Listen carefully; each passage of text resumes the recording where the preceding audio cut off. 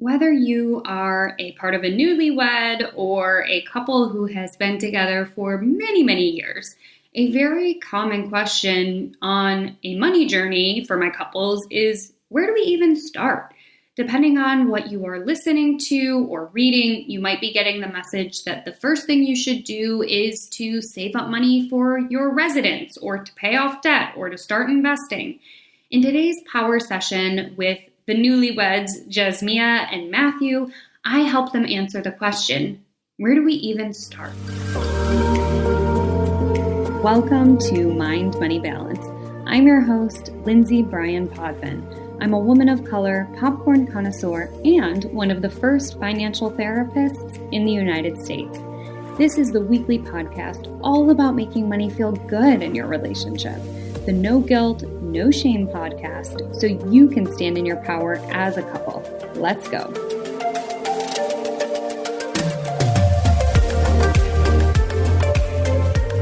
Okay, thank you guys so much for being here, Jasmia and Matthew. Why don't you guys go ahead and introduce yourselves to our listeners, just a little bit about who you are, where you're at, and how long you guys have been together. Awesome. I am Jasmia, and we currently reside in Los Angeles, but we are both transplants. I'm originally from west side of Chicago, and I am currently a high school principal. Yeah, what's up? What's up? My name is Matthew Newman. We are in Los Angeles, but specifically in the city of Inglewood. And I am from Houston, Texas. Although when Jasmine and I met, I was living in Austin. So I've kind of moved around Texas a little bit. And what I do, as Jasmine did say earlier prior to recording, is that I am a serial entrepreneur. I own 4 different businesses and have grown one of them, which is our bread and butter, to a 7-figure business, and currently just launched another one on Earth Day. Love it. Kind of a response to COVID. But yeah, in short, that's it. We got married on January 1st of this year. Yay! Congratulations. Yes. We got it in right before 2020 lost its mind. So got married January, been together since January 1st of 2017. Oh my gosh. Love it. So you guys have had to go through a lot just in meeting in a different place, moving, getting married, then, being newlyweds and now being in lockdown. That is a lot. Yes. I don't think you have time for the story. No, it's so much. It's so much. Yeah. Well, I'm glad that you guys were able to carve out some space. I'm on Eastern time. You guys are out there in LA. So you guys are up bright and early for this. So I really appreciate it. So tell me and the listeners a little bit about what is working for you guys in terms of your relationship with money or your money story. I would say one thing that works for us is trust. I think we trust each other enough where there's no fear in ever feeling like, oh my God, are we going to have a place to live in? Or, will we ever find ourselves in a financial crisis? Because we trust each other enough. And I think we're both just natural hustlers. So we're going to make a way out of no way. So I think just foundationally, that works for us. So trust, that's the big part. I'll speak on what's not working. What's not working, I'm saying what's not working is the fact that her and I will still thank each other for paying for something, right? I think that's something that a lot of folks don't touch on. But like if she pays for something or I pay for something, she's like, thanks, babe. Or I say, thanks, babe. Although we're appreciative, it's kind of like we're still in that dating phase of paying for something. Or there's still a fight of who's paying for what. Kind of like, no, I'm going to pay this time. No, you paid last time. Like versus just, and that's because we still operate from 2 separate accounts. Got it. Okay. We rarely use it for anything. It's really just for savings, maybe for something we were saving for like our honeymoon and our wedding. So we have, I think, like 2 savings accounts, but 2 different checking accounts. And I couldn't tell you what's in his and he couldn't tell you what's in mine. So okay. So first of all, that's very normal. 59% of couples don't even know what their partner earns until they get married. So money stuff is super taboo and it seems very unsexy to talk about, but in my opinion, it is one of the strongest pillars of a healthy relationship when we can talk about it openly and honestly. And I love that you guys already have a ton of trust in one another. You guys both understand that your values are aligned when it comes to hustling and making things work. So there's no issue there. Did you guys talk at all about what the day-to-day management would look like once you did get married? No. On a very basic level. And by basic, I mean, it was, all right, I'll take care of the bills, in the house, the majority of the groceries. You take care of, rent and things like that. But nothing else major. Like we both have automated money that comes out of our accounts that goes into our checking account, our joint savings account. But besides that, we don't go too much in depth about the details of things. Okay. And you guys had mentioned that you had saved up for your wedding and for your honeymoon. What are other big goals that you guys have together that are financial? Yeah, we did a very small savings for our wedding. When we got there, we ended up going, even for the happy hour alone, we doubled what we had budgeted for. It was and we got married in Vegas, but our dream wedding, quote unquote, our big wedding with all friends and family, we essentially eloped to Vegas on the But on January 11th is when we had our ceremony in Jamaica. And that was we talked about who would pay for what, and we did it. That was it. So debt-free from the wedding, so that's good. Goals that we've discussed, we haven't discussed any bigger goals. The blessing is that our cars are paid off. Student loans. Oh, yeah, we did. Okay, so that's about $172K in student loans. That you guys have or have paid off? That we have. Got it. That we have not paid off. Oh, that we have, loans. that we have not. But that is a financial goal. That was one that we took some time and mapped it out. And then a month later, COVID. Yes. That's real, yeah. So we did talk about that. So $172K in student loan debt. And we were aggressive. We were going to be aggressive and really thoughtful about it. And again, he's an entrepreneur. So entrepreneur that really relies on human interactions and big contracts like that. And, essentially that just alters the path we were going to take in aggressively paying off those student loans. And I'm an educator, and yes, I'm still working. I still have to run a high school virtually. And that takes up more energy than it would when I was going to school every day. And our focus has not been on that anymore. We haven't talked about it since. On the whiteboard, though. It's still on the whiteboard, but we have not addressed it at all. Tell me about the whiteboard. What's on the whiteboard?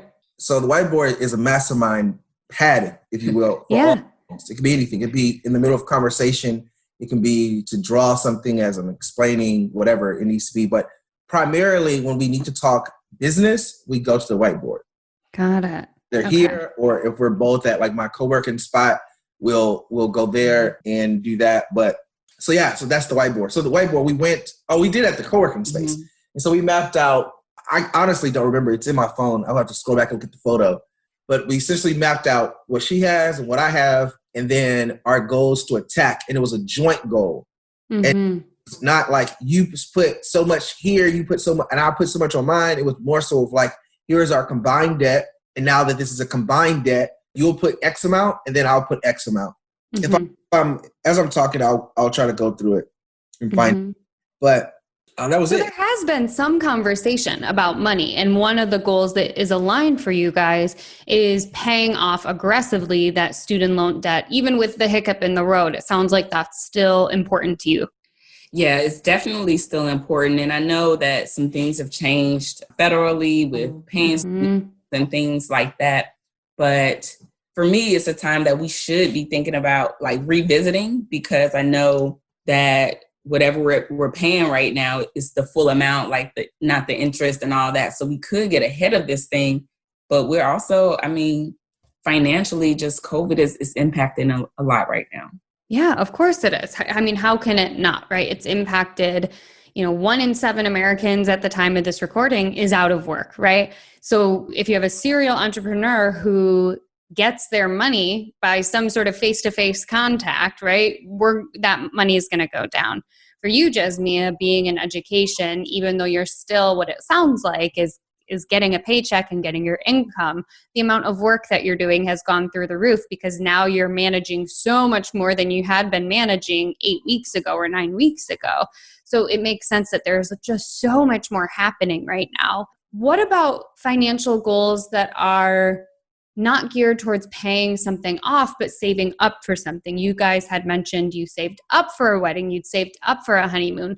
What are other financial goals of yours within the next 1, 5, 10 years?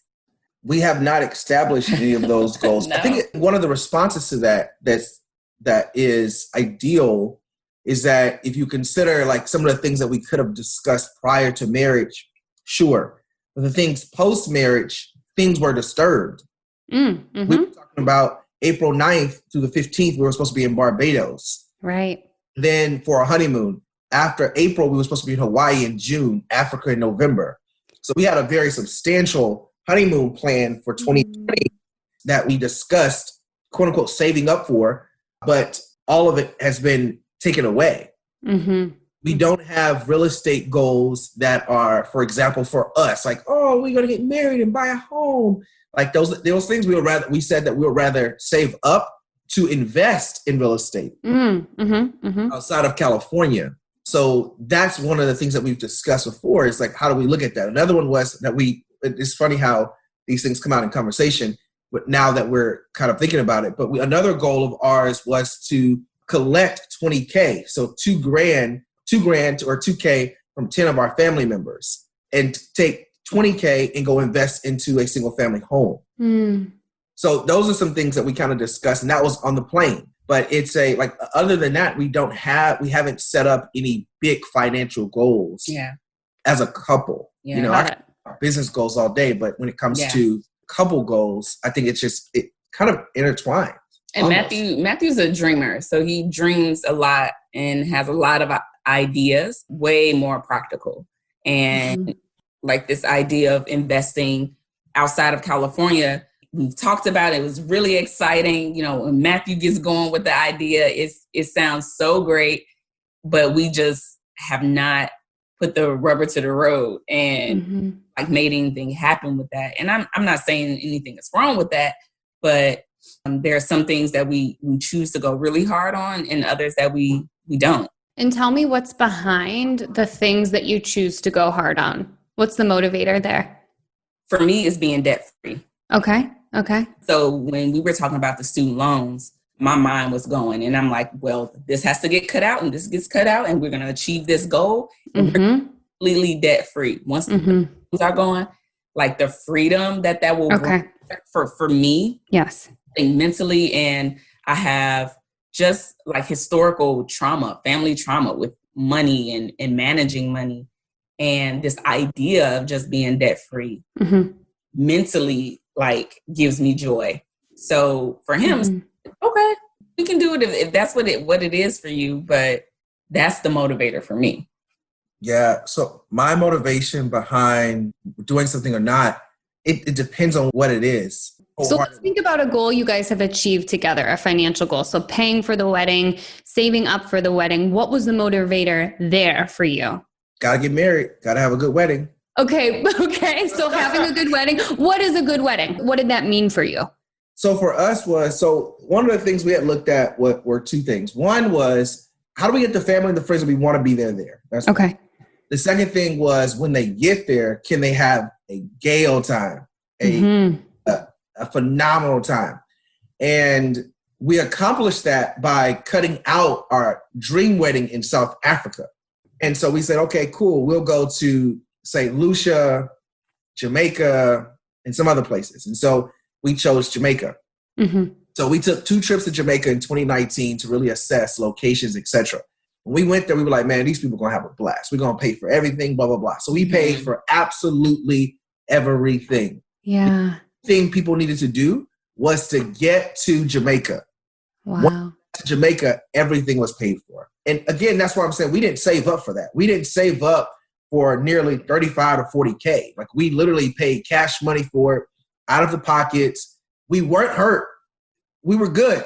Like we were perfectly fine. And so we didn't hurt for it. We had a celebrity artist there who came in and surprised Jasmia. Jasmia got 4 wedding bands or 3 wedding bands. Like it was like, that was dream wedding, right? It's like, in my mind, I'm planning artists. I'm playing more ring bands in my head so that I can surprise Jasmia for this huge wedding. And then boom, surprise the guest. So for us, the motivating factor was making sure that everyone was dancing. Yeah. Everyone had drinks. Yeah. Everyone had food, and everyone had a place to stay. And so until this day, there's no one who can say otherwise. Like it was that. Now I think that was the real big motivator, was just getting people there to have a phenomenal time, not thinking about any financial strain at all. Yeah. Oh, wow. I would love to create generational wealth. Yes. Okay. Our parents, God bless their hearts, they were hustlers and doing everything they could to provide for us in that moment. But I can tell you that after my mom leaves this place, that I'm going to be set up with funds and this and that surprise check and all that. I don't believe so. And for Matthew. So if we decide to have children, we want them to hustle. We want them to be college educated if that's what they choose. But we want them to have options and not to financially be bound to this one path or direction because they don't have the finances to do so. So I think generational wealth is something that Matthew is indirectly like working on with his businesses, but that's not something we've hardcore, like tangibly planned for. So as you guys were talking, my mind was going about all these values that are of paramount importance to you. Yes, Matthew, you were talking about the wedding, but the values that were coming out to me aligned beautifully with Jasmia's. And what the kind of list that was cultivated as you were speaking was options, community, extravagance, spontaneity, freedom, wealth, right?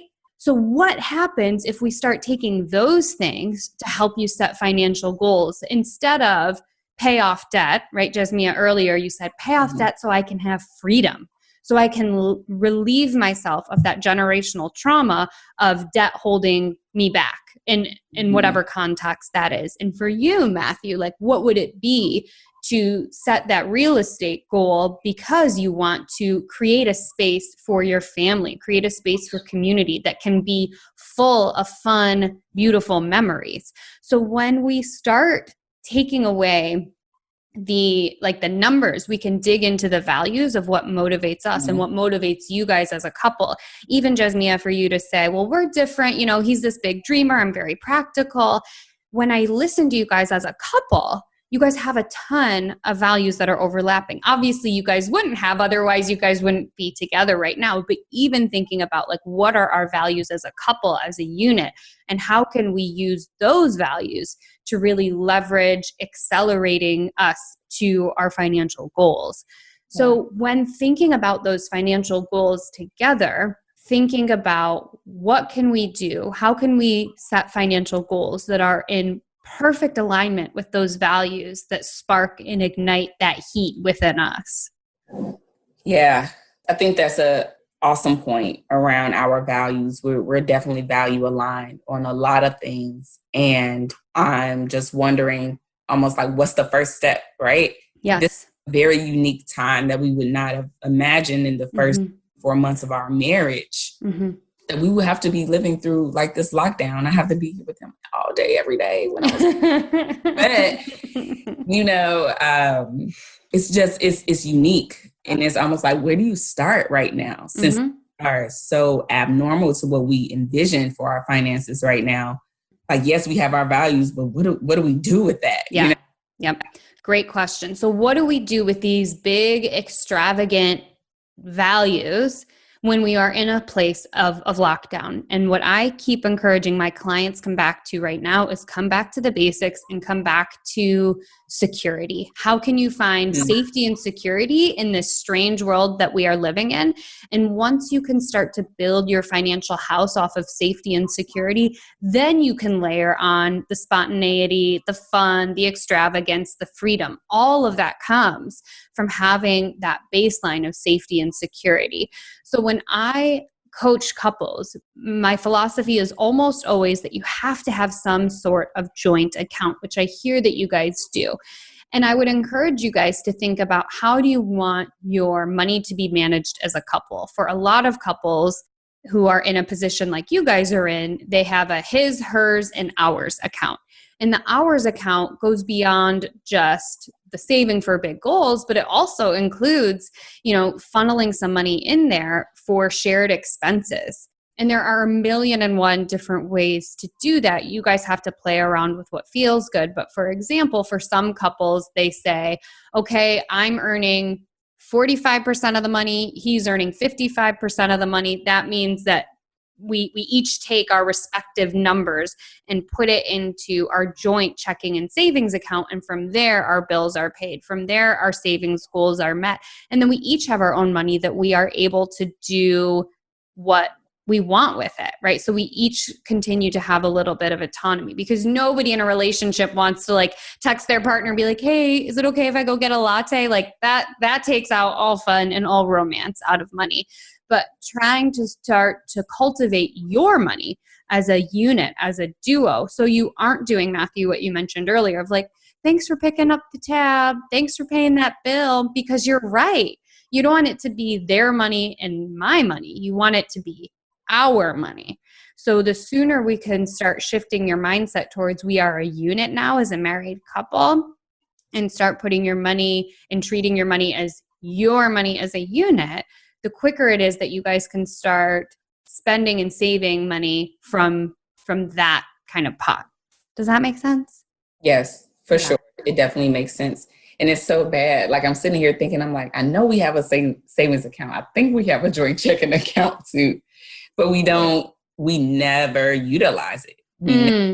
We're always, I don't even know where that card is. I've never taken out the envelope. Yeah, I don't know that we even utilize it. And that's such a good point. I think that's a good place to start. Yes. For us. We're just operating out of two totally separate accounts right now. Right. And the reality is that's what worked when you guys were dating, right? And that makes sense, right? Yeah. When we're dating, we don't want our money to be mixing all up. We do want to keep it separate.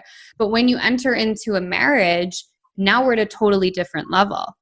And now it's time to also start treating your money as a joint thing. It's no longer totally separate. And of course, there's some separation, particularly, for the entrepreneur in the family, right? That's a whole different ballgame entirely. But paying yourself from those businesses, just like Jasmia would be getting a check from her employer, paying yourselves from there, and then that going into a joint checking and savings, and starting to treat that money as both of yours. Yeah. So I would say that would be the starting point, is start to kind of figure out how you want that money to work for you guys. Like I mentioned, there are 1,000,000 different ways to do it, but I find that for my couples who believe in joint goals, which I preach, right? That having a joint account is one of the best ways to do that, and starting to kind of create some sort of space. I know you didn't ask for advice about student loans, but would it be okay if I threw a little bit at you? Yeah, you guys are both nodding your heads. Okay. So the interesting thing about student loans right now, if they are federally held, as you guys mentioned, is that they are at 0% interest, which means if you put $500 towards that, you are putting $500 towards that principal versus putting $500 towards your student loan, and 2/3 of it or 1/3 of it goes towards interest, right? And we are in a very unique position right now where all of our politicians are fighting for some student loan recovery of some sort. So I typically preach, pay it down if it doesn't feel good for you, right? And we are in this really strange time. So I'm kind of playing the game and waiting a little bit. So by that, what I mean is I am earmarking a savings account for federal student loans, for my partner and I's federal student loans, and putting money into that account as though I was paying it. So $500 a month, $1,000 a month is going into that account. And I'm specifically actually not paying my student loan right now, because if the government says we're going to wipe 10K, we're going to wipe 50% of it or whatever, I don't want to have put that money in and then just be like, oh, it just got erased. So what I'm doing is I'm earmarking it like I'm going to pay it. And at the time of this recording, that 0% is through September 30th. So if nothing changes by September 15th, then I've got a bucket of money that I'm just going to pay towards those student loans. But if we end up getting some sort of forgiveness, I'm not missing out on potentially having that student loan forgiven. So that is a little tidbit that I'm offering right now. That's great. With this kind of weird situation. That's great, because what I did, I said, okay, well, I'm not going out as much. I'm not traveling, because we would travel a lot, and a lot of our money. Yes. So we would travel, go see family. We would eat out way too much. So taking that little extra money, and I'm okay, let me put a little extra toward. They automatically cut my loans off, and I wasn't making payments. So I was like, well, I'll resume the payment. So payment and putting a little extra because no interest. And in my mind thinking like, okay, hopefully I can pay this down. By, I think it's October or something, where they're going to resume payments. That plan makes a lot more sense. I love that idea. And I am literally going to do that today. Yay! Definitely. It makes so much sense. And I'm an educator. They need to wipe it all away. But I know. You and I are the same wavelength, so I'm keeping my fingers crossed. Oh, I love it. Thank you so much. Good. I'm so glad. So to recap, we've got two kind of things in the short term that I would love for you guys to work on. One is the nitty gritty, have that talk about how you want your money to work for you now that you are newlyweds. And then number two is kind of map out a plan for paying back those loans that is going to take advantage of what we have going on, and hopefully, fingers crossed, we have some student loan forgiveness happening in the next several months. And I would encourage you guys to keep those values at the forefront. When you make decisions that are in alignment with those values as a couple, you are going to feel better. I don't believe in one-size-fits-all personal finance advice, so you guys have to keep coming back to, will this get us closer to the freedom and options and spontaneity and fun that we want? If yes, go ahead, pass go. If not, hit pause, kind of resume, kind of digging into things and making it work for you. So how does that sound for you guys? Sounds great. Matthew's over here taking notes. Oh, good. I love that. So I would love if you guys are comfortable sharing with where people can find you, Jasmia. I know you have a little side hustle going on, and Matthew, obviously you've got your hands in many things, but where can people find you if they would like to get connected? Awesome. You can find me on IG, the Summer School Podcast. Love it. And that's my little podcast for my woke, witty educators who just want to have a little fun, let it out. But also we talk about some pretty real topics, a space for us to just be. So the Summer School Podcast on IG, and then info at the summerschoolpodcast.com if you would love to be a guest or just get more information on the show. Love it. www.thesummerschoolpodcast.com. He's all, I'm like still working on, what do I say? He's been doing this for years. So go ahead. Where can we find you, Matthew? You find me at the club is going down. Meet me at the club. No, seriously, you on Instagram at Mr. That's MR_catch on fire, Mr. _catch on fire, or just simply at my website. IG will have in my bio the list a few of the companies of mine, but you can go to www.matthewnewman.org, ATTHEWNEWMAN.org, and it will have pretty much everything about me, articles that I've been in, TV shows, bios, and all that great stuff. So www.matthewnewman.org. Beautiful. I will make sure to link all of those in the show notes. Thank you guys so much for coming on and being so vulnerable. And congrats again on being newlyweds. Thank you very much, Lindsay. We really appreciate it. Absolutely. If you have loved listening along to not just today's power session with Jasmia and Matthew, but with the other power sessions that I have done on this podcast, did you know that you can schedule one with me? All you have to do is go to my website, mindmoneybalance.com/power session to get all the information you need to know to get yours scheduled. I love doing these power sessions. I know as a therapist, it might sound a little bit contradictory to say, sometimes all you need is just one appointment, but that's true. And the beautiful thing about these power sessions is that they aren't therapy, they're coaching. And the big difference that I've mentioned before, but bears worth repeating, the big difference between therapy and coaching is that coaching is much more direct. It's a little bit more advice-based, a little bit more goal-oriented. And for a lot of couples, they don't need to come in and see me for 10, 20, or 50 sessions. They just need help answering one or two questions. And these power sessions are perfect for something like that, where you're like, we're pretty good in most areas, but we keep getting tangled up when we talk about saving for retirement. Or we keep getting tangled up and we keep getting into arguments when it comes to thinking about our future goals, right? So if you have one or two things that you just can't seem to sort out, a power session might be exactly what you need. It's coaching, which means I can go across state lines, I can go across country lines. If you just want to talk to me one time, get some input on something you're banging your head against the wall on, just go to mindmoneybalance.com/power session to get scheduled.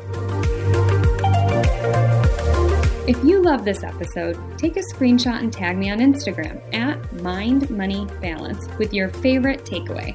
I love seeing what resonates with my listeners and sharing it in my stories. Thanks so much for tuning in. I'll see you next week right here.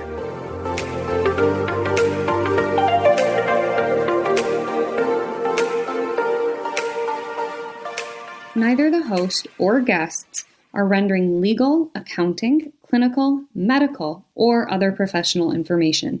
If you want professional help, please seek it out.